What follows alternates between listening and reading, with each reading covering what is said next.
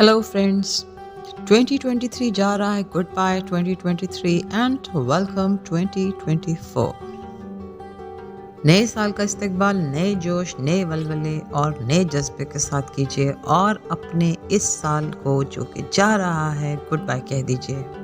अगले साल की तैयारी के लिए अपने आप को ये एहसास दिलाइए कि आप बहुत कुछ कर सकते हैं और आपकी सोच आपकी ज़िंदगी को बदल सकती है। पुरानी सोचों को गुड बाय कहने का वक्त आ गया है और नई सोचों की जगह बनाने के लिए you have to be ready. अपने आप को तैयार कीजिए।